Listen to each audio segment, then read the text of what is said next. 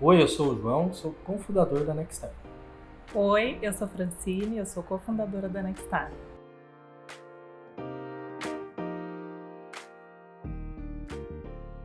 Eu comecei a trabalhar cedo, antigamente começava a trabalhar muito cedo, com 13 anos, então fui trabalhar no comércio da família do meu avô. É um comércio que meu avô fundou e meu tio continuou depois. Chamava-se João Som, um comércio de equipamentos eletrônicos. E lá eu fiz de tudo. Trabalhei de caixa, de estoquista, de vendedor, trabalhei com serviços bancários, tudo que tinha para fazer, né, num comércio eu acabei fazendo, assim, parte administrativa. E lá aprendi tudo assim, sobre comércio, né, trabalhando com meu avô, trabalhando com meu tio, com a minha tia Toninha, que acho que minha maior parceira de trabalho no Monson, na verdade, foi minha tia. Sempre a gente trabalhou junto. E lá depois era uma empresa de áudio e vídeo, então os primeiros computadores que foram lançados no mundo já começaram a chegar ali. E desde criança ali, desde pouquinho já me interessei, né? Essa é uma época pré-internet, né? Então não tinha muito como aprender, tinha que pôr a mão na massa, comprar livro. Então foi assim, né? Comecei a entrar no mundo da informática junto com o próprio nascimento chamava microinformática na época. E lá fiz o primeiro sistema dessa empresa familiar. Eu tô com uma foto aqui de um computador que é bem parecido com o que eu comecei. Meu avô comprou para mim porque ele via eu trabalhando e mexendo em computadores lá na João Som. E aí ele falou assim para mim: eu vou comprar uma vara para você pescar. E aí ele me deu um computador. Então foi daí que começou toda. Aí eu entrei mesmo na informática e comecei a programar bastante e tal, né? Ele falava que é melhor, ao invés de dar o peixe para a pessoa, é melhor você dar a vara. E aí foi, no caso, eu já percebi que você sabe pescar, então vou te dar uma vara. Foi assim, esse primeiro computador me ajudou muito mesmo. Bom, eu também comecei a trabalhar muito cedo, também tinha 13 anos, né? Nossa geração podia e queria, né? Queria muito trabalhar. Todos os meus trabalhos foram ligados ao comércio, mas antes até de iniciar essa jornada, eu passava as tardes no comércio da minha tia, que era uma papelaria no bairro onde eu morava, e essa papelaria chamava Francine. E na época era muito forte para mim, assim, eu ter o nome Francine todo no muro da papelaria. Ah, pois é, era uma papelaria super simples e era muito significativo pra gente, assim. A gente ficava ali, minha tia era como minha avó, cuidou da gente desde criança, então aprendi muito observando a relação do comércio com o bairro, a relação familiar, o comércio não se estabelecia só como venda, era um bazar, como os bazares vendiam papelaria, presente, armarinho, coisa para costura, vendia tudo junto, né? Então a conexão que existia ali com o bairro, com as histórias, os aniversários, a entrada na escola, os momentos que aconteciam eram muito especiais, assim. E o meu apreço por atendimento, por esse envolvimento com o cliente começou ali, tenho certeza disso. Era uma observação muito, muito especial para mim.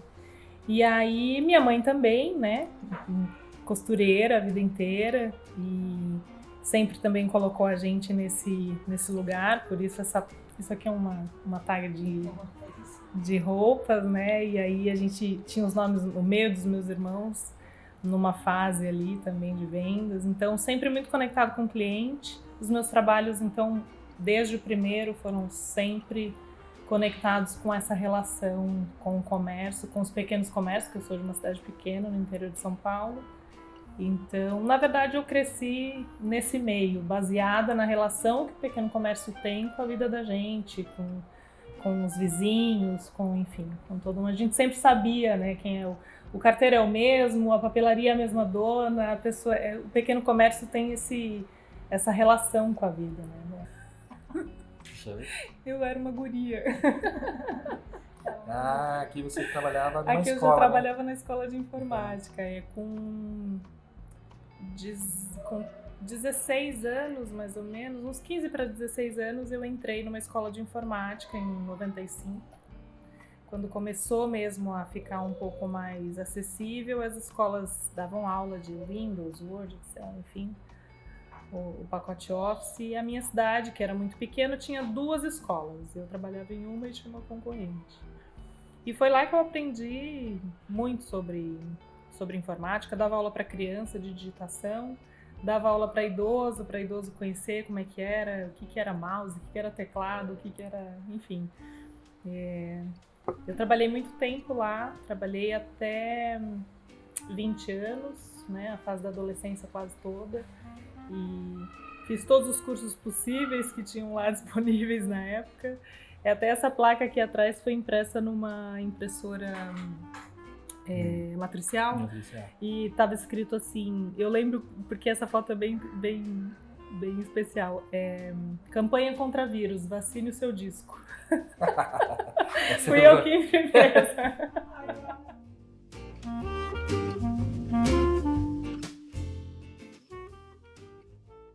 Nessa época não tinha tanto sistema como é hoje, as coisas eram complicadas, né? Então comecei a fazer alguns sistemas ali, menores primeiro.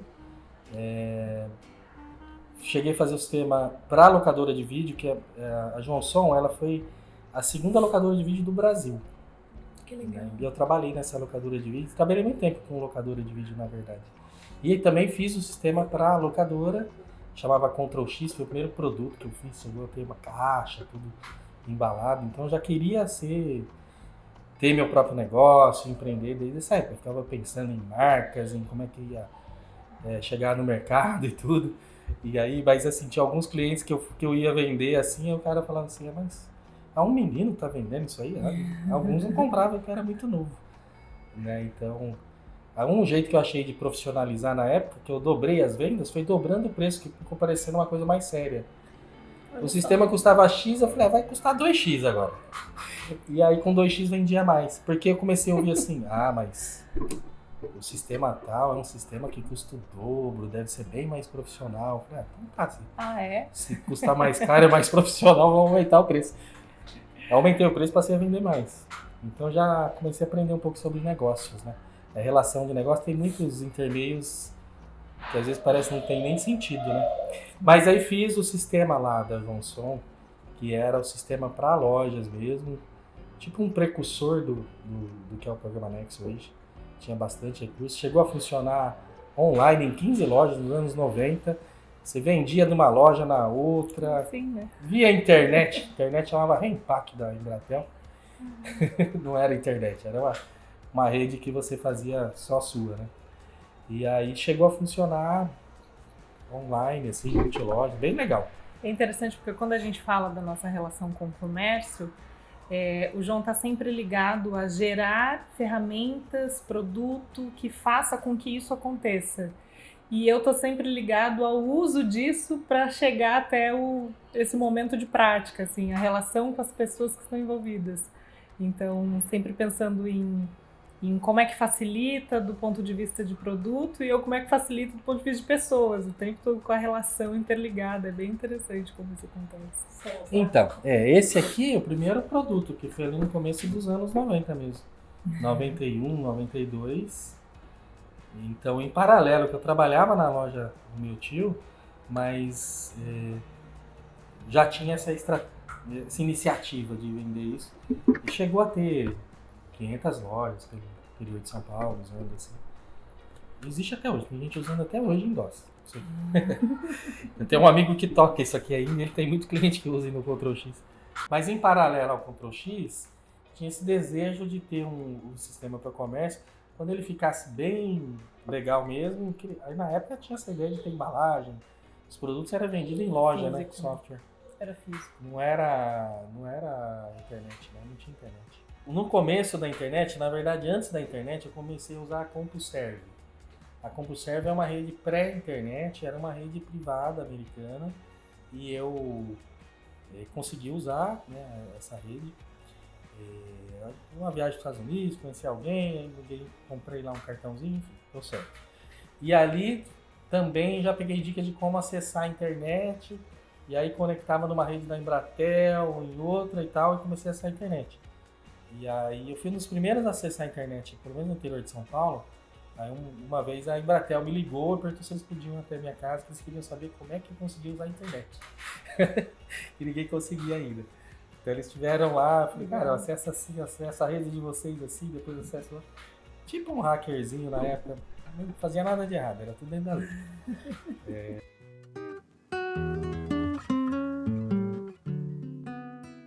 Cheguei em Florianópolis em novembro de 2001.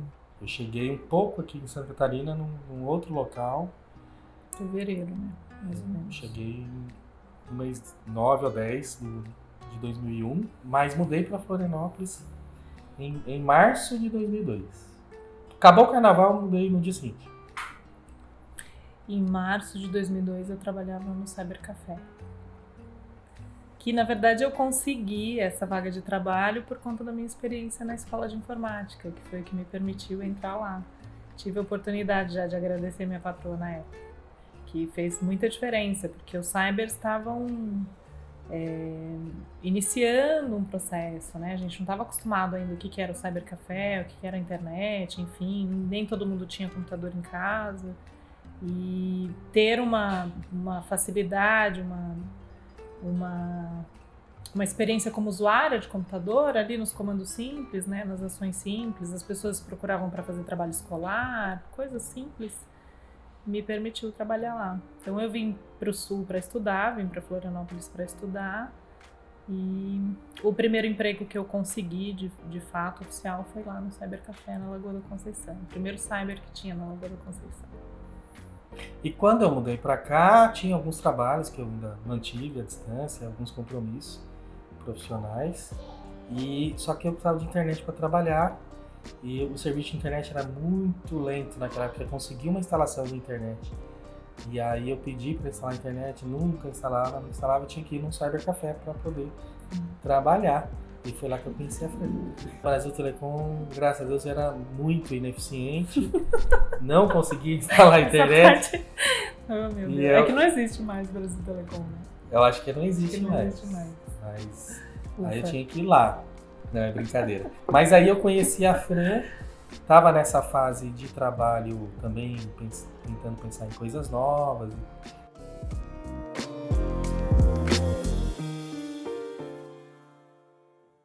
O cyber, na verdade, não tinha sistema ainda na loja onde eu trabalhava.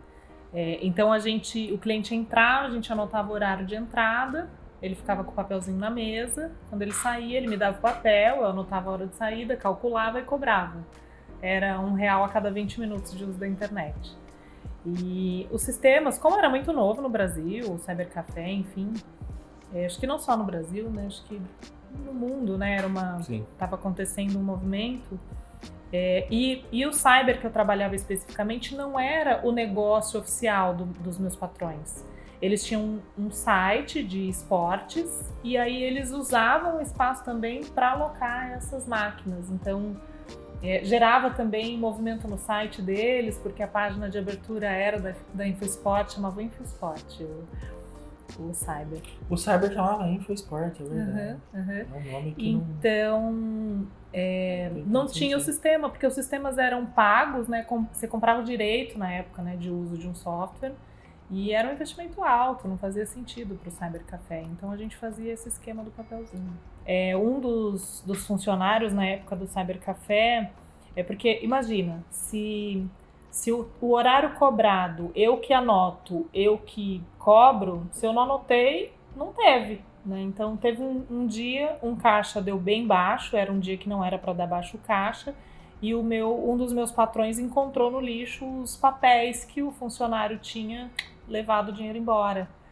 E aí ele jogou o papel no lixo. Enfim, a partir daí ele entendeu que a gente precisava de um jeito de controlar para ele, porque eles não ficavam na loja o tempo todo, o cyber funcionava até de noite, né, até 11, meia-noite.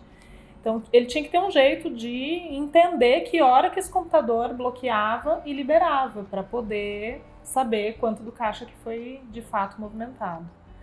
A partir daí, todos nós, funcionários, passamos a tentar encontrar alguém que que fizesse esse tipo de sistema ou de algum controle, enfim. E aí essa conversa já entra num outro Sim, ritmo. que daí eu queria ter, porque chega uma hora e instala a internet em casa, né? Não sei pra que povo também, já ficou 3 meses mesmo, podia ficar o restinho de ano, né? Mas daí eu precisava ter algum motivo para puxar papo com a Fran lá, e aí eu me ofereci para fazer o sistema para eles, e eles precisavam, calhou, né, deles estarem precisando, então teve esse interesse mútuo.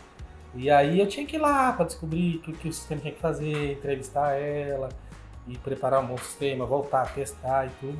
Então isso ajudou a gente a se conhecer mais. A gente fez um intensivão, talvez, de aprendizado. Era muito trabalho, tinha que continuar depois do horário, muito esforço. Eu não tô fazendo nada, você também, né? Enfim. E a Fran também fazia pouco tempo que tinha vindo pra cá, eu também, então a gente ficou amigo, a gente começou a passear. Na verdade eu fazia um horário mais estendido, de modo geral, no Cyber.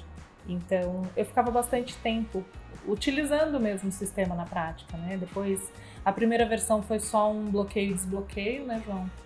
E aí depois a gente foi aos poucos pedindo assim, puxa, a gente também vende impressão, será que não tem um jeito da gente colocar no bloqueio e no desbloqueio que teve impressão? Porque daí senão não tem como controlar. Aí o João colocou, aí, caramba, agora a gente vai vender bebidas aqui, será que a gente não tem como colocar? E isso foi bem lentamente, com cuidado, assim, sem exagero, sem desespero, foi ficando muito redondinho, com muito cuidado. Acho que foi o primeiro sistema que eu fiz sem nenhum interesse comercial e que deu muito certo. Porque qualquer outro sistema eu já estava organizando o mercado, como é que dava para vender, um monte. Mas comercialmente falando, não era o interesse principal. Então a gente ficou lapidando o sistema para agradar clientes muito tempo. E aí o sistema foi ficando melhor, né? Com isso, como o ramo de cyber estava explodindo no mundo, né? Cyber Café e Lan House, aí o interesse comercial veio que naturalmente pela demanda de mercado, o pessoal começou a procurar, né, acho que o cyber. Uhum. Que sistema é esse? Vocês estão usando? Aí abriu um outro cyber na Lagoa, que é o Manga Rosa.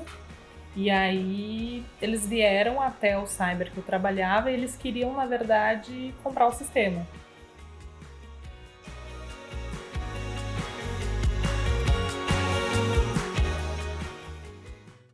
Em relação, então, a gente vinha crescendo ali com o Cyber Manager, e a gente já tinha uma questão com esse nome Cyber Manager. A gente não tinha o site cybermanager.com.br ou .com. A gente tinha cybermgr.com. Era um nome meio ruinzinho para a época. Hoje o domínio é uma coisa mais secundária, a palavrinha que está ali. Na época era mais relevante. Então muita gente nos procurava e caía em outro site que chamava Cyber Manager. E ele tinha alguma coisa a ver, mas não era um concorrente. Mas assim, confundia muito o nosso cliente, né? Então a gente já tinha esse incômodo com esse nome. E naquele momento, depois de software, aquele sistema que foi criado, que nasceu sem tanto planejamento comercial e também sem tanto planejamento de sistema, o Cyber Manager, ele já estava chegando uma hora que precisava ser uma versão nova, ser refeito muita coisa. Então a gente aproveitou esse momento de lançar uma versão com muita novidade para aproveitar e trocar o nome também. E teve um movimento que aconteceu simultâneo a isso, que é quando os cybers começaram no Brasil, o cyber era o lugar onde você alugava para usar a internet no sentido de acessar seu e-mail, imprimir coisas, enfim, fazer coisas mais burocráticas. E para jogos era Lan House, então era cybercafé para serviços e Lan House para jogos, tinham as nights de jogos, né? Os adolescentes alugavam a noite inteira, passavam a noite lá jogando CS, enfim. Depois, houve um movimento de unificação dessa linguagem, né? E aí passou a ser Lan House para tudo, para cyber, para, enfim. Uma transformação do segmento em si. Né? Do segmento em si. Aí calhou também que tinha essa necessidade, nós tivemos a nossa e o mercado em si também trouxe outra outra realidade, uma evolução, né, para isso. E até hoje chama Lan House, não chama mais Cyber Café. Mas é importante lembrar do Cyber Manager porque eventualmente aparece um cliente daquela época e faz uma referência. Tem usuários para o Cyber Manager, tem gente usando, bastante gente usando, na real. O Cyber Manager ele passou por um processo também que foi muito pirateado. Ele tinha uma segurança um pouco fraca. Então, quando a gente refez a tecnologia, que era o 2.0, a gente já mudou o nome, mudou a segurança, a gente mudou um monte de coisa, porque o sistema estava sendo muito, muito pirateado. Né? Então, você estava perdendo dinheiro. A TOI era vendido, né, ainda nessa época. Mas a gente passou, então, para essa transformação de Cyber Manager em Nextcafé, que aí a gente tinha o domínio nextcafé.com. E aí, nesse momento já existia o nome Nexstar também, que é uma coisa que surgiu antes da gente ter sistema para comércio. Tinha a ideia um dia de voltar a ter sistema para comércio. E aí surgiu a ideia do nome, tudo que a gente pode até falar um pouquinho depois. Mas já prevendo essa evolução para Nexstar, aí nasceu o Nextcafé, que foi o primeiro produto, né, com esse início. Mas ali em 2008 o mundo teve uma crise, né? Uma crise mundial. Naquele momento o nosso modelo de negócio junto com aquela crise já não estava dando tão boa mais. A empresa estava num momento difícil. A gente vendia licenças ainda, né? Ainda era um modelo diferente de SaaS, de assinatura. E isso começou a preocupar muito a gente. Teve uma fase com grandes desafios financeiros ali, porque as pessoas, em 2008, com a crise, começaram a abrir muito menos negócio. A gente passou a vender menos. Então foi uma fase difícil. E eu estava sempre pensando, como é que a gente pode vencer essa fase? Poxa, podia ser um sistema para assinatura. Nessa época a gente tinha umas 1.000 lojas, 1.000 e poucas lojas.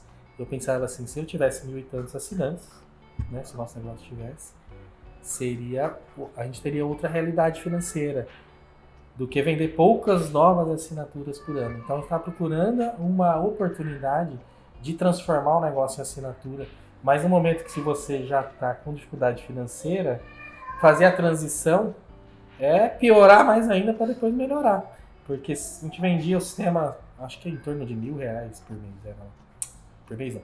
Custava em torno de R$1.000 para comprar a assinatura. E aí você fala, agora eu vou alugar 35 a mensalidade, chamava alugar, né? Custava menos, na verdade, porque a maioria das lojas tinha em torno de 10 máquinas. Era R$60 por estação. Era isso. Mas o preço médio chegava perto de uns 800, assim, ticket médio. Por aí. Mas aí você pensa, agora eu vou transformar isso em assinatura.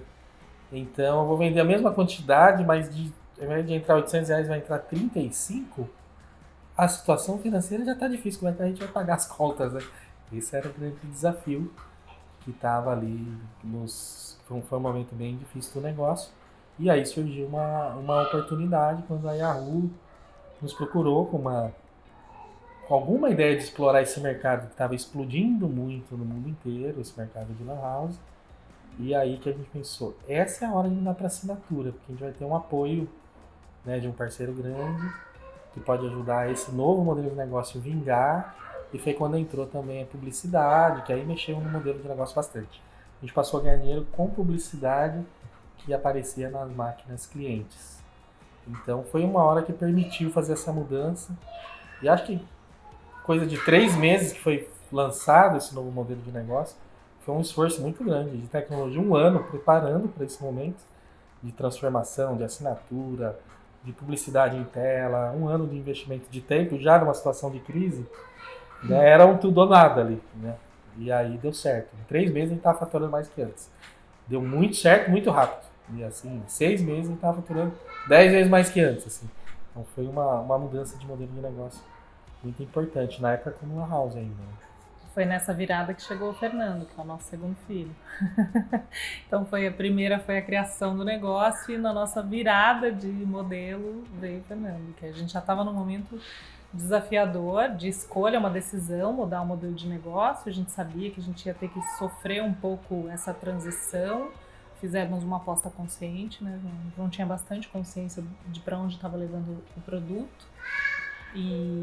E aí, junto disso, veio mais desejo de prosperidade, porque aí nós engravidamos do nosso segundo filho. Agora tem que ir mesmo. Opa, E foi. já tinha que ir, agora vai mesmo. E sim. Foi muito interessante. Esse momento de Lan House no mundo, especialmente no Brasil, a Lan House tinha um papel muito importante. Né? Assim, era o principal meio de acesso de classe C, D e E no Brasil à internet. Né? As pessoas não tinham computador em casa. Então, as Lan House faziam um papel muito legal. Chegou a ter 10 mil Lan Houses na época, com o mercado em torno de 100 mil Lan Houses no Brasil. E as Lan House tinham esse papel até no governo. Eu fui numa reunião uma vez que eu fui convidado a fazer uma reunião com o presidente Lula e mais algumas pessoas do setor de Lan House. E tinha um plano de usar as Lan Houses para... como é que chamava? Era democratização digital, né? Uhum. Existia um comitê para a democratização digital, que era um plano de... que as tornar pessoas... acessível, né? Tornar acessível. Eu fui nessa reunião, o Lula não pôde ir, mas eu tinha lá, ministro, não sei o que lá, uma mesa gigante. Todo mundo de paletó e gravata, eu fui de camiseta. Cada um com a sua essência. Tinha umas 20 pessoas, todos de paletó e gravata e eu de camiseta. Foi legal. Aí todo mundo botou o nome na listinha para falar, de organizado, secretário, agora vai falar o fulano, o presidente do comitê, o ministro das comunicações. Eu não falei nada na reunião inteira, no fim eu resolvi falar. Aí eu pedi para falar, vamos lá, o único que não botou o nome na lista, vamos ouvir ele. Ele deve ter uma coisa muito importante para falar aqui hoje. Socorro! Mas então a gente está nesse momento, né? Que Lan House tem um papel muito importante até na sociedade brasileira. A gente continuava crescendo, né? Essa parceria com a Yahoo permitiu a gente trocar de modelo de negócio, um modelo que acelerou muito o nosso crescimento, porque a gente tinha então os usuários grátis, que isso era permitido através da publicidade. Então, uma loja, uma Lan House, tinha os seus internautas que iam usar a internet. Enquanto essa turma navegava na internet, eles viam uma publicidade. Essa publicidade e tinha lá, claro, anunciando a Nike, governo brasileiro anunciou, Coca-Cola, enfim, enquanto sempre uns anunciantes maiores, assim, que era cliente da Yahoo. E essa turma, então, pagava um valor que tinha uma participação, que era da Nexstar, uma participação que era da Yahoo. Então, isso permitiu o sistema ser grátis. O sistema grátis, daí, um sistema que antes custava R$1.000, agora é grátis. Então, a gente cresceu muito. Só que além do grátis tinha o pago, que foi o modelo por assinatura para quem não queria que a sua loja tivesse publicidade nas telas, né, para os internautas. Então isso fez a gente acelerar muito grande. O modelo de negócio faz toda a diferença. Né? O modelo de negócio de assinatura no mundo inteiro, ele transformou o mundo. Né? Essa assinatura, tanto é que hoje em dia os Netflix que estão aí, tantas coisas por assinatura que a gente tem, porque é um processo mais simples de consumir algo, né? Você precisa investir tanto dinheiro de uma vez só, você pode sair a hora que você quiser. Então, quando a gente fez esse site novo, era pague pelo tempo que quiser, não tem contrato. A decisão do lojista, do dono da Lan House, da dona da Lan House, era muito mais simples. Vou pagar R$35 por mês ao invés de 1.000, se eu não gostar, para de pagar. Então, a gente cresceu muito por causa do modelo de negócio em si. Isso foi transformador pra gente. E a gente continuou crescendo bastante. E ali em 2013, estava claro que a tecnologia em si, que antes era mais restrita, classe C, D e E no Brasil, tinha menos acesso à internet e tal. O próprio celular popularizou muito mais acesso à internet, né? Já não precisava comprar um computador, com muito menos investimento. Então estava claro que aquele horizonte de Lan House não seria o mesmo, não continuaria crescendo. Né? Então antes até que houvesse um declínio do nosso negócio, a gente começou a analisar que caminhos que a gente podia seguir. Né? E aí, aquele tempo todo de comércio da Fran e meu antes falou mais alto, assim, como desejo de atuar com o comércio, muito naturalmente também com o momento de negócio que a gente estava. Porque as Lan Houses, elas eram negócios mistos, muito dele. Então já era um comércio também.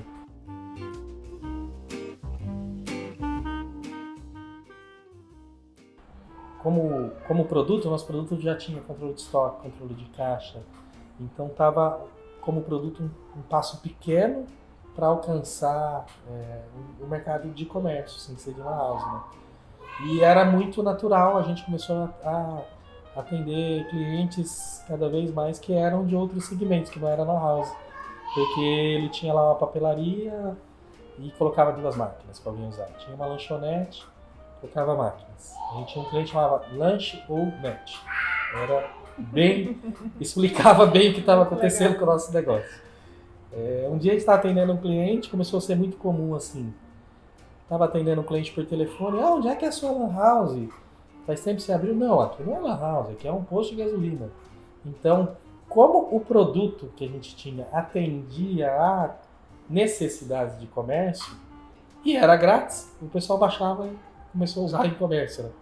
Então, parecia muito óbvio que, opa, vamos ganhar dinheiro com isso, porque já temos cliente, já temos produto, né? Estamos lá. Parecia um passo pequeno, né? A diferença é que, naquele momento, haviam 100 mil lan-houses no Brasil e haviam mais de 3 milhões de pequenos comércios. Então, esse tamanho de mercado potencial, né, fez toda a diferença para a gente dar um próximo passo na nossa evolução.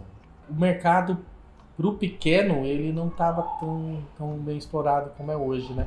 Existia, na verdade, o modelo de negócio para comércio, que inclusive talvez seja o mais vigente até hoje, talvez seja meio a meio hoje, mas na época ele era, acho que praticamente 100% modelo tradicional de venda de licença ainda, né? Mais uma taxa mensal de manutenção, e aonde o lojista ele tinha que chamar um representante que ia até a loja, ia treinar a equipe, ia instalar, ou seja, ia custar muito caro, né? Então, o modelo de lan house ajudou a gente a pensar de uma forma diferente. Porque lan house ele teve esse processo todo digital, a gente não ia em loja nenhuma, era uma mensalidade baratíssima, né? Mas também a gente não tinha que ter equipe de vendas, não tinha que ter todo o custo que existe. Porque o sistema era muito intuitivo, né? Não tinha complexidade. Estava absolutamente ligado aos recursos necessários no dia a dia, que eram imediatamente explorados pelo comércio, pelo comerciante, né? Ele instalava, ele queria aquilo e era aquilo que ele tinha, que era também uma contraproposta das firulas todas que estavam no mercado. Os sistemas custavam muito caro e tinha um monte de recursos que não servia, que no dia a dia mesmo não era utilizado, enfim. Então a gente não tinha nem manual de instruções, não tinha necessidade. O cliente ele instalava com facilidade e já iniciava seu processo com facilidade. Assim. Muita gente perguntava, e o manual de instruções? A gente falava, não tem porque não precisa. É igual usar um celular. Ah, tá bom. Então essa mentalidade ainda não era tão vigente quanto hoje, que ninguém quer ler. Ninguém lê manual de instrução de mais nada, mas na época ainda era uma realidade. E o modelo de negócio para o comércio era muito o padrão do ERP, Enterprise Resource Planning, que ninguém sabe o que isso significa. Não comércio, do pequeno comerciante, né? O pequeno comerciante está lá atrás do balcão, vendendo, controlando caixa, estoque. Então, a ideia foi, vamos aplicar esse modelo de negócio, que não é só a questão do modelo de negócio nesse ponto, agora um pouco mais amplo, não estamos falando só da assinatura em si, que já era diferente também, mas do baixe, se vire, instale, não precisa de manual, você consegue igual um dono de lan house. E a gente até nessa época foi procurado por fundo de investimento que queria até crescer, investir no Next Café para crescer nossa atuação em lan house. E aí quando eu falei, não, mas eu estou olhando para o mercado assim, acho que lan house vai declinar e a gente tem uma atuação que naturalmente nos aponta para comércio. E até esse fundo falou, a gente já fez diversos investimentos nessa ideia do self-service para o comércio e não deu certo. Então a gente nesse momento não vai investir dessa forma e tal. Então não houve um entendimento. Mas pra gente que estava ali vivendo o dia a dia de lan house, só que muita gente que usava não era lan house, já era comércio, a gente pensava, mas já deu certo. Bom, eu fui a campo, conversei com lojistas, troquei ideia para explorar um pouco essa hipótese, né? Será que vai dar boa? Será que não vai? E o feeling, tudo indicava que era um modelo de negócio que tinha tudo para dar certo, que o mercado só estava abandonado mesmo, de uma solução que não fosse complexa, né? Então, eu acho que aquele fundo provavelmente investiu em empresas que queriam fazer um ERP, né, self-service. Já começaria com o nome errado. Na época, nosso plano de negócio, a gente chamou uma época de anti-ERP. Nós vamos lançar um sistema cujo modelo de negócio é o contrário do ERP. Então, nós não vamos usar essa palavra está proibida aqui. Nós vamos colocar palavras que as pessoas entendam, o pequeno comerciante entenda, e que ele se vire sozinho, que eu tenho certeza que ele dá conta, porque ele já dá conta de gerir o negócio dele.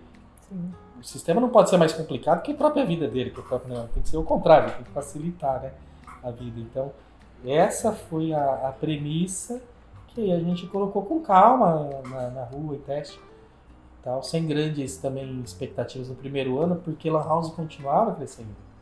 Era um momento bom ainda para o nosso negócio de Lan House.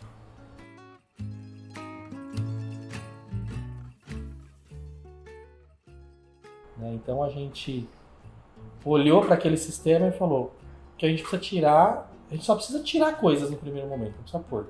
Então a gente tirou, o sistema de Lan House, ele tinha, cada computador que tinha dentro da loja para o internauta usar, ele tinha um quadradinho na tela com o taxímetro rolando, que era o tempo de uso e quanto o cara ia pagar, quanto o internauta ia pagar. E a gente pensou, a gente tem que tirar a cara de Lan House, então a gente tirou os quadradinhos e os taxímetros da tela. Aí a gente tirou o café do nome, do Cyber Café, por isso ficou só Nex, né? A gente só tirou coisas do nome e lançamos um site à parte. O produto era o mesmo, estava desligado no código, assim, o código era o mesmo até. Internamente, o Nex Café e o Nex, eles foram o mesmo produto durante uns 2 anos, 3, assim, tecnologicamente falando. Até que não fez mais sentido. Mas era só opção de código dentro que gerava uma tela diferente, né? Bom, aí isso foi pro ar, a gente não investiu em publicidade, a gente fez um site, uma homepage, não tinha subpágina de recurso, as landing pages específicas, só a home. Não investimos R$1 em publicidade, não fizemos nada, a gente falou, vamos colocar no ar isso, vamos ver o que acontece. Como prova de conceito, né? E deu certo, né? Depois no primeiro ano a gente conseguiu 1.000 assinantes, né? Só tirando coisa, sem colocar coisa. Então, o esforço só foi de tirar daí. No segundo ano inverteu, a gente falou, se a gente quiser crescer mais, a gente precisa colocar coisa nova agora para melhorar o apelo desse produto para comerciante. E aí foi de 1.000 para 4.000 assinantes e aí começou a ter um ritmo de crescimento muito bom. Né? É um caminho longo, não foi assim rápido, né? Mas cresceu de forma consistente, acompanhando a evolução das ferramentas. Então a gente fazia de porta em porta. Depois o Messenger entrou como ferramenta de acesso aos clientes, mas aí no começo os clientes entravam em contato com a gente através do nosso endereço de Messenger, né, do nosso contato. Depois nós passamos a usar ferramentas, já usava no começo, né, João, mas depois difundiu as ferramentas de longa distância, né, que daí veio com acesso de internet, de suporte, né, acesso à máquina do cliente, outras questões que começaram a acontecer com mais facilidade, com a internet se difundindo e a gente conseguindo ferramentas que permitiam que a gente não tivesse investimento, mas que a gente pudesse utilizar como serviço para os nossos clientes. E aí, assim, a gente tinha algumas premissas de prestação de serviço e de produto que a gente combinava muito. A gente queria entregar de fato o que a gente dizia que entregava, isso desde o começo. A gente queria fazer com consistência dentro do nosso conhecimento, né? Então não enfirular no sentido de só chamar público sem estar falando coisa que tivesse ligação de fato com esses clientes. E a gente queria entregar um atendimento de qualidade.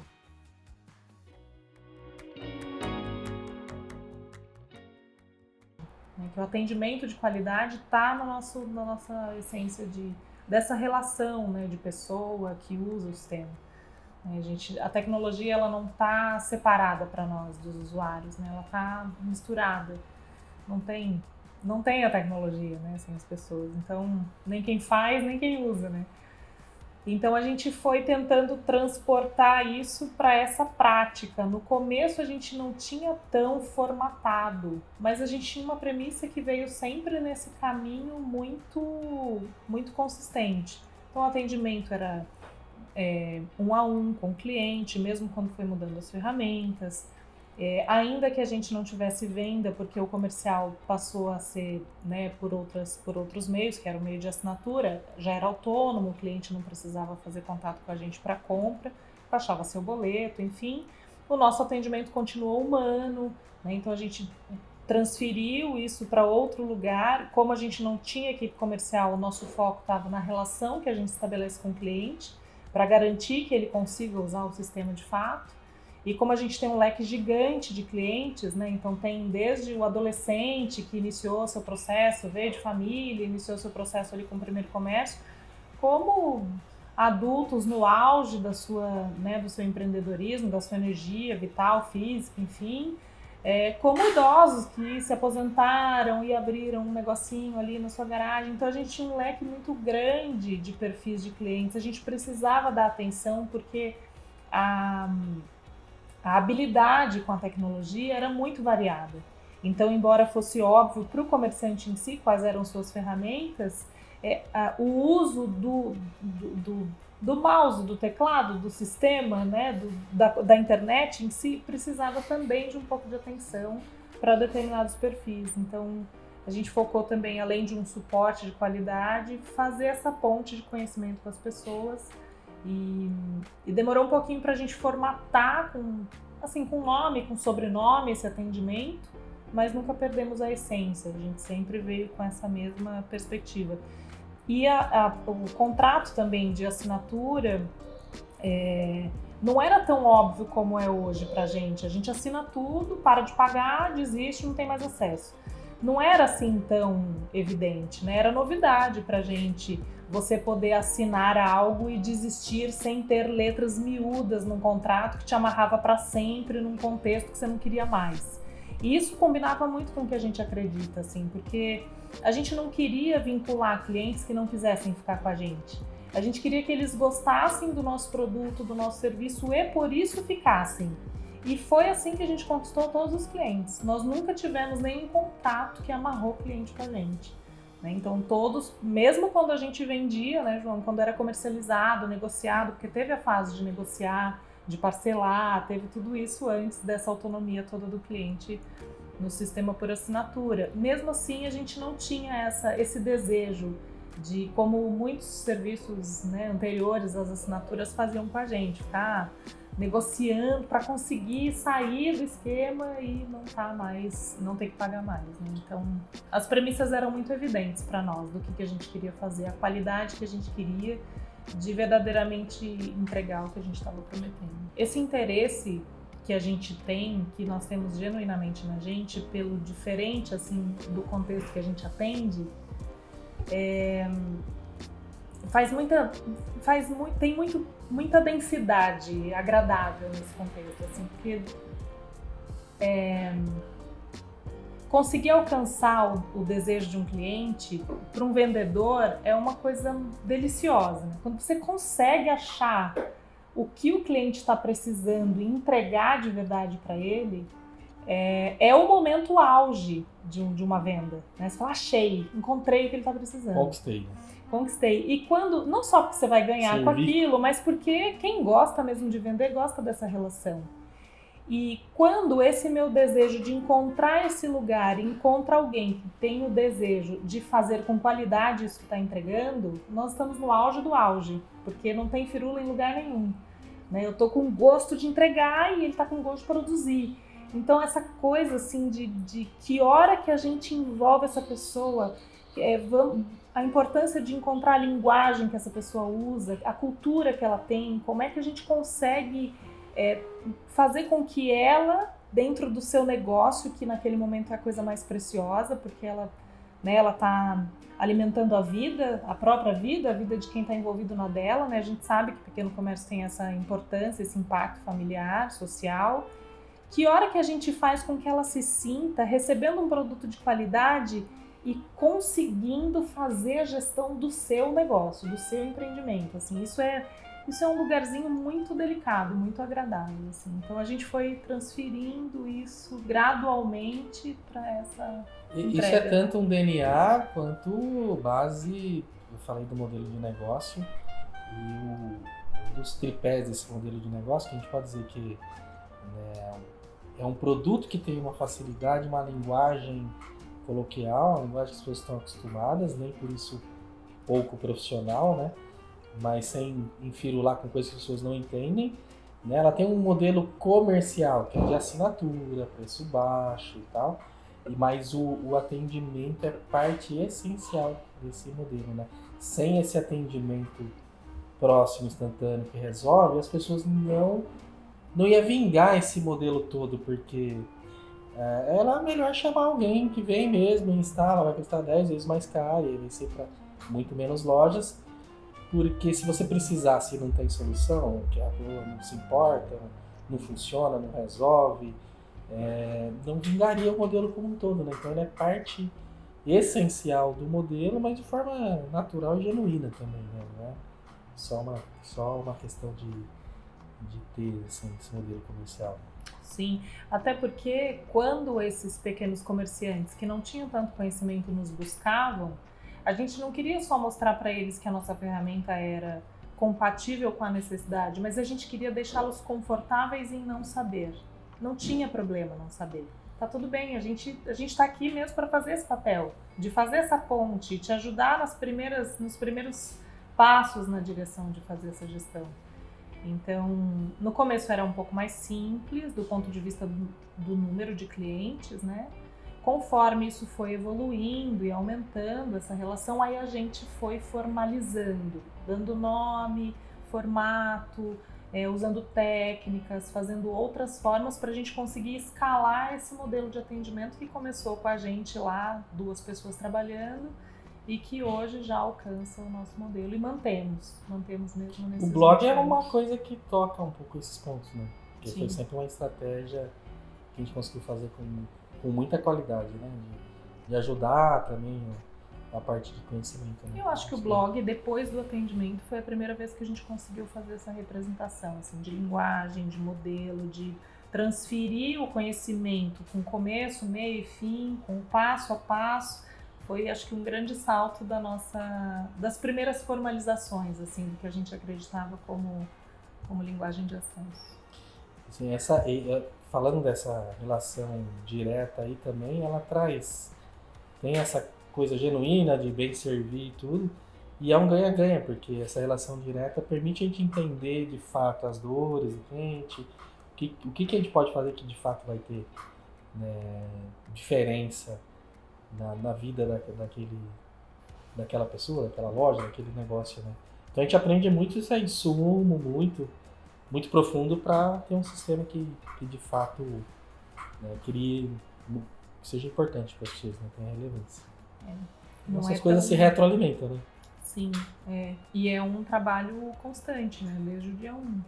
Porque não é algo que a gente sabe e ok, né, é algo que a gente também se transformou, né, todos nós seres humanos enquanto atendentes de um cliente, nós também estamos inseridos nesse cenário, então precisa o tempo todo revisitar conceitos, né, reler o que a gente tem como premissa, como é que a gente pensa que tem que ser, observar os nossos erros e conseguir aprender com isso e buscar mais recursos para aprender como é que a gente não faz de novo isso aqui que não foi legal, porque esse caminho tem muito erro também, né? Tem muito aprendizado, tem muita busca, tem muito desejo de fazer de um jeito, mas aí na prática a gente entende que, né, que é desafiador, que não é tão simples assim.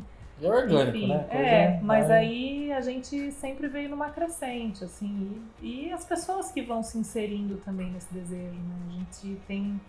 A gente tem o privilégio de encontrar pessoas que também se conectam com esse gosto, assim, gosto de cuidar, gosto de atender, gosto de entregar, felicidade de ver que você fez diferença no dia de uma pessoa, né? Porque atendimento é isso, é uma pessoa por vez que a gente vai beneficiando. Né? E a gente teve sorte de encontrar uns clientes também que toparam, né? Eu lembro, vou contar uma história rapidinho. O Paulo, que era um dos nossos clientes lá do centro, foi quem ensinou a gente sobre fiado, né, João? Ele tinha um cybercafé, Lan House, e aí um dia ele comentou com a gente que quando alguém vai usar e não tem dinheiro para pagar no final das contas e pede para pendurar, né? Você anota aí, depois eu pago. Ele falava, não, hoje é por conta da casa. né? Por favor, faço questão, não que é isso. Não, imagina, fica por conta da casa. E aí um dia nós questionamos, né, João, mas como assim por conta da casa, né? E ele ensinou de forma muito simples um conceito bem especial para nós que conecta muito com o que a gente acredita. Se eu constranjo esse cliente, ele nunca mais volta. Ele não vai me pagar e ele não volta nunca mais. A partir do momento que ele sente confiança, né, que eu confiei nele, que eu falei, cara, tá tudo bem, a vida é assim mesmo, faz parte do processo, a próxima vez que ele for usar a internet e ele tiver dinheiro, ele vai vir aqui. Aí eu conquisto esse cliente. E era uma coisa que tinha a ver com a nossa essência, assim, né, dessa confiança, né, então muitas vezes as relações não se estabeleciam próximas porque eram virtuais, era na base da confiança. Eventualmente a gente era questionado, mas e se o cliente estiver fazendo assim, o assado? Mas aí tá tudo bem, vai dar tudo certo igual, e a gente vai seguir confiando e vai seguir fazendo, e né, a gente tá genuinamente confiando no processo e indo no Essa conexão, isso é onde a gente trabalha muito, né? Na Nextar, que tá nos valores, dia a dia. E é muito legal ver esses dias desenvolvendo produto e tal, e aí eu falei, poxa, tal parte do produto podia mudar, porque tem esse aspecto e aquele. E aí uma pessoa que é designer falou assim, eu não queria mudar, porque eu falei com o cliente tal, e ele tá usando isso para ele é importante. Eu falei, tá dando certo, né? Tá dando certo. Porque essa conexão a um, ela é transformadora, né? É o que dá o longo alcance, né? E tem uma vez eu fiz um curso de oratória também que fala uma coisa parecida, né? Que para você fazer um bom discurso, uma boa oratória, você faz para uma pessoa, você não faz para 1000 ou para 1 milhão. Você tem que conversar com um ser humano. Então escolhe um da plateia, olha para ela, fala para ela, né? Que você vai atingir muito mais gente se você fizer um discurso genérico. Eu não estou falando com ninguém, estou falando com um ser imaginário, né? Então hoje que o produto, o atendimento, todo o nosso negócio nasceu dessa conexão forte um a um, dessa empatia. Se importar com aquele cliente, né? Quando você vê que assim, as pessoas que estão aqui dentro, que está atendendo, que está criando produto, elas estão se importando com aquele cliente, aquela pessoa, não é assim? Tipo, vou fazer uma pesquisa, se não for mais que 50%, não vamos nem pensar nisso, de pedidos. Não, a gente quer atender aquela pessoa que nos procurou, né? Isso dá esse senso de um a um, eu acho que é o que dá o alcance longo do produto, da estratégia. Assim, acho que é um desejo da natureza humana, né, de pertencer, de se sentir visto, né, de não ser um cliente, de ser o João lá da loja X, a Maria lá da loja Y. Eu acho que todos nós queremos ser chamados pelo nome, né, a gente não quer ser só um número aí no contexto. E para nós, cada cliente, até um tempo a gente sabia os nomes dos clientes todos, né, assim, sim, com gosto mesmo, que depois ficou impossível, né, pelo fluxo, mas é muito especial quando a gente consegue trazer para dentro, e a gente faz isso muito, né, de trazer o nome dos clientes, de contar as histórias deles, né, de não só inspirar outros clientes, mas nos inspirar também, para a gente lembrar que a gente está atendendo pessoas, né, que a gente está cuidando de famílias, que a gente está cuidando de realização de sonhos, transformando a vida delas. Né? É isso. Humanizar o nosso trabalho é importante.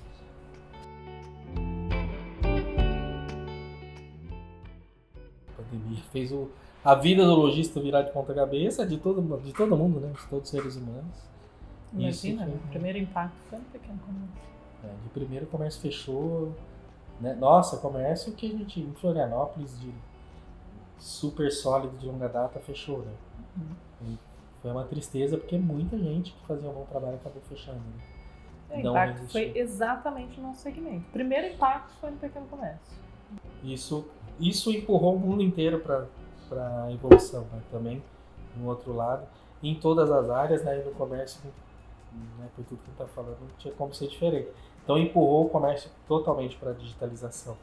O comerciante, que muitos estavam apegados a um modelo de trabalhar, um modelo de negócio, ele foi empurrado. Olha, agora ou você muda tudo ou você não sobrevive. Então a digitalização do comércio, a digitalização da relação do comerciante com o consumidor, essa digitalização muda todo o jogo.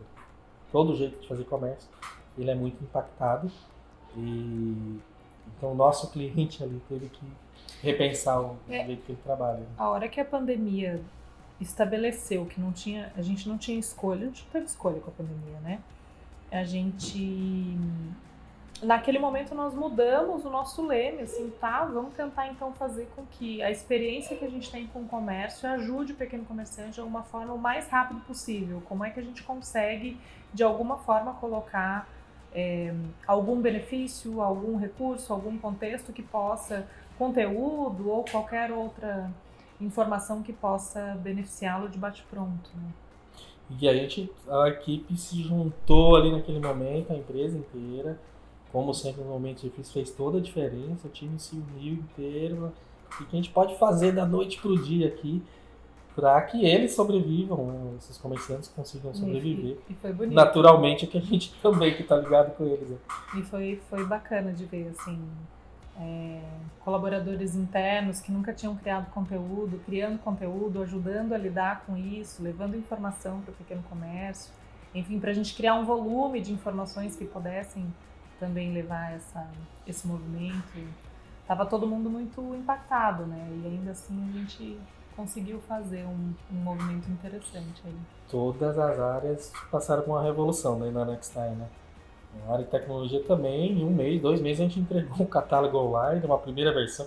Depois a gente refez o catálogo online inteiro, tecnologicamente falando. Então, mas a gente conseguiu entregar, assim, a toque de caixa, alguma coisa que pudesse impactar positivamente naquele cenário, né? Mas o comércio nunca mais foi o mesmo, né? Dali, no sentido do que a digitalização pode trazer de facilidade para essas relações de comércio locais, né? De outro modo, muitas coisas continuam como sempre, porque aquelas relações humanas de bairro, elas continuam iguais, né? Houve muita gente Algumas que até achou se que... intensificaram. Né? Até o digital ajuda, né? Em alguns pontos disso, né? Ele ajuda a aproximar ali quem está próximo também.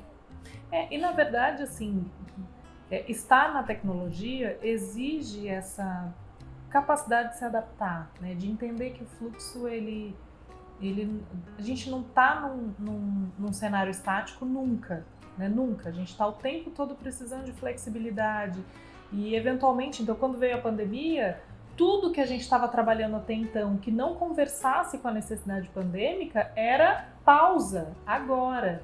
Então, é uma capacidade de conseguir entender o que verdadeiramente faz sentido para o agora e conseguir mudar a vela do barco e falar, o vento é para lá agora. Então, essa jornada que a gente tem desde o dia 1, ela é absolutamente flexível. Se a gente tivesse que pensar numa condição, adaptabilidade, flexibilidade, atenção à inovação e busca incessante por fazer cada vez melhor com o que se tem. Não dá para ficar apegado a um contexto, não dá para não abrir mão de algo que a gente trabalhou tanto, porque eventualmente a inovação vai fazer com que a gente tenha, sim, que entender que o que estava no plano há 3 meses de trabalho vai precisar ser revisto e vai precisar ser ressignificado. Né? Uma coisa interessante é que muita coisa mudou, a digitalização ajuda tudo, e muita coisa não mudou, né? A gente, de vez em quando, já há alguns anos, participo de uma feira dos Estados Unidos, que é a NRF, a maior feira de comércio do mundo. Vários anos seguidos se falava muito de tecnologia. Qual que é o grande desafio do setor? É tecnologia, digitalização, é omnichannel, é a loja, falando de grande varejista, é a loja que tem que vender na internet, tem que vender ao vivo, tem que vender em marketplace, tudo integrado, quando esse cliente vai num canal e no outro. Esse último ano, o desafio todo está nas relações humanas. Hoje o grande está descobrindo que o pequeno faz bem feito, eles vão ter que fazer também. Né? Porque o pequeno, quem está no comércio de bairro, é a essência, é o DNA do negócio, são as relações que ele tem com a comunidade que ele serve. Né? Então essas pessoas se conhecem pelo nome, né? Tem a antiga caderneta, que tem o nosso controle de débito lá, que é uma representação disso. É o famoso marca na ficha. Marca na ficha, mas muito mais do que essa relação comercial é a relação pessoal. Hoje, as grandes corporações, o último ano da NRF agora, em janeiro de 2023, o assunto número 1, 90% dos temas atenção, conexão, é a relação 1 a 1 entre loja e consumidor e entre loja e seus colaboradores. Oh, meu Deus, que bom. Eles sabem Demora, que mas vem. se eu quero que esse colaborador tenha uma conexão com o nosso consumidor final, ele só vai ter se a gente estiver com eles. Então, muitas corporações estão se reinventando, até corporações sabidamente mega desumanizadas nas relações com colaboradores, é tudo número, é percentual, é meta e tal. Eles estão tendo que se reinventar, porque primeiro os colaboradores não querem mais trabalhar lá, né? E aí eles precisam que as pessoas queiram trabalhar lá, acreditem naquela cultura, para levar a mesma sensação, a mesma experiência para o cliente final, que de outro modo não vai ficar lá.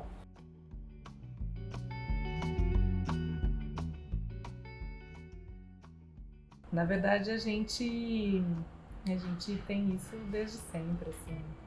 Prazer mesmo de cuidar das pessoas. Acho que quando eu era menina, que eu trabalhava... Eu sempre trabalhei para alguém e, diferente do João, eu não tinha o desejo de ter um negócio próprio. Eu gostava de servir. Eu sempre gostei de servir. E eu não me importava se fosse meu ou não. Eu ia trabalhar com gosto como se fosse meu, né? E tanto que no Cyber a gente, né, tinha uma coisa de... Já contei pro João, os clientes acharem que eu era sócia, que eu era dona. Por gosto mesmo. Eu acho que quando a gente estabelece uma parceria com um negócio, a gente tem que fazer jus àquela confiança, né? Então, eu acho que cuidar dessa relação e dessa troca, não como um favor, como as empresas faziam quando eu era menina, que parecia que a gente estava ganhando a oportunidade de trabalhar num lugar, assim, um favor de ser contratado. E eu sempre me indignei com isso, que eu pensava, isso é uma troca, eu preciso dessa remuneração e a pessoa precisa do que eu sei fazer. Por que essa relação é tão hierárquica, é tão, nossa, me agradeça, honre isso aqui, né? Se a pessoa é contratada pelo conteúdo que ela traz, pelo saber ser, o saber fazer. Então, tornar o lugar de trabalho um lugar que enxerga e que cuida e que não estabelece essa relação de, nossa, louve o seu patrão, o dono da empresa onde você trabalha, que eu acho isso desrespeitoso, para falar a verdade, porque coloca o profissional num lugar de serviçal, assim, como se ele fosse, né? Era algo que mexia muito comigo, assim, eu queria, num momento, ser capaz de movimentar o negócio, o empreendimento enquanto empregador, de uma forma que respeitasse tudo isso. E com a Nextar a gente conseguiu fazer, desde sempre. E isso para nós não é só porque as empresas estão aprendendo a olhar. Na verdade, a gente tem isso desde sempre. A gente tentou criar práticas de trabalho que conversassem com isso, né, João? E a gente conseguiu, assim. Tem muitos desafios, né? Nós também estamos no caminho aprendendo, como todo ser humano. Mas a gente segue interessado, assim. Então, cuidar das pessoas, olhá-las, garantir que elas sejam verdadeiramente sua natureza, que elas nos emprestem seu olhar, inclusive para o comércio, né? Muita gente aqui tem experiência com comércio e gosta disso. Então, eu não acho que a gente cuida dos colaboradores só porque a gente tem que cumprir essa função, porque a gente não faz mais que a nossa obrigação, na verdade, né? Acho que cuidar uns dos outros é responsabilidade absoluta de ser parceiro de trabalho, né? Como todas as outras relações que se estabelecem. A ideia da diversidade surgiu de forma muito simples, assim. A gente não imaginou que ia alcançar essa estrutura que tem agora, mas a gente queria que o benefício acontecesse logo. Então, a primeira versão do Comitê de Diversidade, eu tinha para mim que a gente estava atrasado já, a gente estava devendo, porque acho que deveria ser um contexto que já existisse nos negócios de modo geral. Acho que a gente já devia ter isso como humanidade, né? Mas infelizmente não dá para ter amnésia histórica, né? A gente tem uma história aí para levar em conta e, enfim. A ideia era juntar pessoas que representassem a nossa diversidade e conseguir fazer um movimento de cuidado, igual a gente cuidou dos nossos clientes, tentando entender toda a sua cultura, tudo que acontecia com eles, que linguagem eles usam, onde eles moram, né, o que é a necessidade deles, a gente queria fazer internamente. Por muito tempo a gente não teve estrutura para fazer isso, né, não tinha pessoa suficiente para conseguir direcionar para isso especificamente. Lá em 2019 a gente não tinha estrutura ainda, mas a gente estava muito avançado já em relação ao nosso histórico. Então, nós convidamos um a um.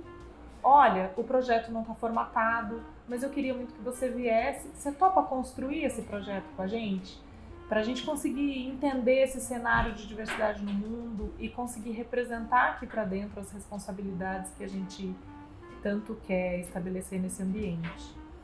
E aí nós começamos ali no final de 19, no final do ano de 2019 a gente precisou fazer uma pausa temporária, por recursos mesmo, por alguns desafios na aplicação do processo. E aí entrou a pandemia no começo de 20, a gente ainda estava em pausa, mas depois conseguimos retomar. E hoje nós temos um comitê muito especial, com pessoas muito dedicadas. As pessoas são voluntárias nesse comitê, elas se responsabilizam por interesse genuíno, por vontade. E é lindíssimo o trabalho que a gente está fazendo aqui. Estamos documentando, estruturando uma cartilha, estruturando um manual que estabeleça as nossas diretrizes aqui nessa direção.